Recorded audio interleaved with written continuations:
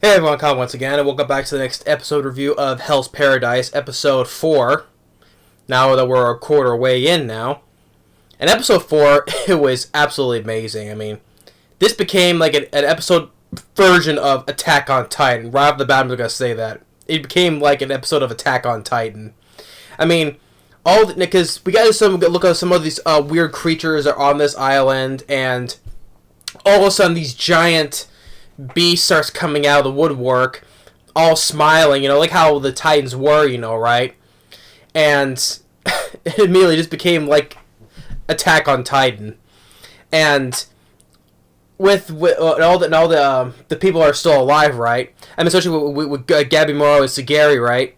I mean, Sagiri, she's just absolutely frightened. She didn't do much because she was just being too fearful, afraid, or she's just I was exhausted though, but she's just being like seeing what this island is, kind of like maybe overwhelmed her because by the end of the episode, she just ended up passing out, But Gabimaru, just he just goes full force on these things, I mean, using first he tries to beat him, then he tries to hitting him with just a couple of things though, but not until he goes full force using his flame ability. He just goes and attacks this one. I'm calling him Titans because this is what they basically look like. Makes this one head explode, just pop like a balloon, and cutting limbs off, and just goes all out on these guys. And at the same time, we have the other prisoners. We saw like a little bit at the beginning from the last episode, the guy, the sword master who cut his a hand off with no hesitation because he got stung by that human-faced butterfly that may turn into a plant. We do get, and also in this episode, we get some flashbacks to some of the other criminals, like that sword master, right? Like he said he was before he was arrested, he was a wandering swordsman. He goes to this one place where they say he can't kill a dragon. He goes and slashes the front entrance that has a dragon on it. That's that he ended up getting arrested. Or the one guy who was that bandit, the blonde, who was the bandit, which the executioner is actually that's with him is actually his younger brother. And we get a flashback how these two, they were part of a family, and then they ended up dying, and the father was executed, so they were just homeless on the streets, right? Until they got brought into this bandit group, right? And the criminal who was the older brother, and he basically did best to protect his younger brother, right? I mean, he just went all out, on these Titans too, and also how his brother in the flashback, he became an executioner or part of the Yamada group, to infiltrate to get his brother out of prison, right? So he's with his brother, so hopefully that he can find the elixir and they can get out together, right? And which I do buy that the brother these two have with each other because as brothers, right? Like first, like his brother, his younger brother, the executioner, I'm calling it. He gets his hair pulled like so, right, and he sees his brother that he's gonna go off, right, and leave him, right. Well, because his cleaver broke though, but it turns out he just left so he can come back and use one of those Titans' huger cleaver and cuts that one's head off or arms off. He may think he abandoned his brother, but he just went to grab a different weapon and just came back and killed the other Titans. Because I can see that he's not gonna leave his brother, because they're in this together though. So I bought the little brother bond that these two have, right?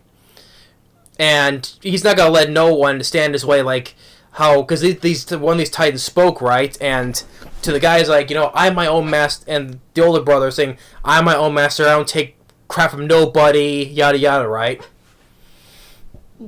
And then that one ninja girl who I thought died in that previous episode, it turns out she's not, shows up. And it was funny that she tried to seduce Gabimaru, but he's not having that because he's saying he can't be seduced. I think it was a pins her to the ground like 2-3 times already, So you better stop this because ain't gonna work on him, right?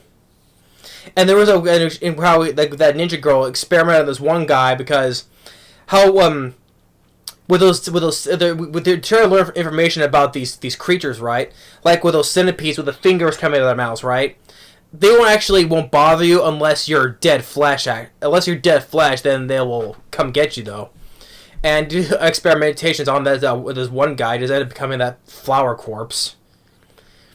But Gabimaru before that, like he was attacking all these Titans, and Sagiri, she froze and being afraid though. But Gabimaru actually saves her because originally in his mind saying, you know what, don't care, kill only for yourself, don't get involved, But then when he sees a flashback with his wife, saying, hey, giving him some warm words, he saves Sagiri. So it goes to show that he's becoming more human, not being his old self anymore. He's becoming more. Well, he is a human though, but he's more humanized, to being more of a good person for the better. Like I said, he can't like I said in the previous episode. His wife saying you're not your old self no more, because of her wife has been so kind and caring for him, giving all these kind words to him. He's not his old self, he's becoming more soft now. He's been softened up. His heart's been warm. She broke through to him, right? So that's why on the previous episode he's been hesitating. He could have killed her, but he could kill Sagiri a couple times, but he couldn't, right? He's been hesitating because he's been, more humanized. So that's why he goes and saves her. And just all these Titans, it was really insane. It was really amazing, and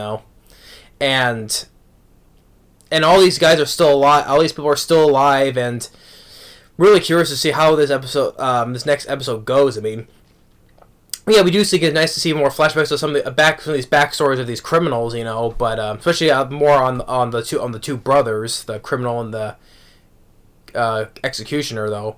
But it was really great. It was absolutely insane. I mean, the animation when they're all doing all these attacks on these Titans, and just it was really great, and especially when when it comes to the OP, like I said, it was absolutely great, I mean, so the best one is still Oshinoko though, and I like My Home Hero as well though, but it was in order. It's Oshinoko's OP, then Hell's Paradise, and then My Home Hero. But yeah, but episode 4 of Hell's Paradise, it was absolutely insane. It was an episode version of Attack on Titan. No question about that. I'm like, geez, But yeah, it was absolutely insane. This was easily a 10 out of 10 episode. I had a really lot of fun with this episode. Yeah. But anyway, that's episode 4 of Hell's Paradise. Thanks for watching. Stay tuned for more videos, more Steven Seagal movie reviews, and next there'll be the next episode review of My Home Hero. That's up next, and we'll see you next time. But yeah, absolutely insane episode. Attack on Titan episode. Later.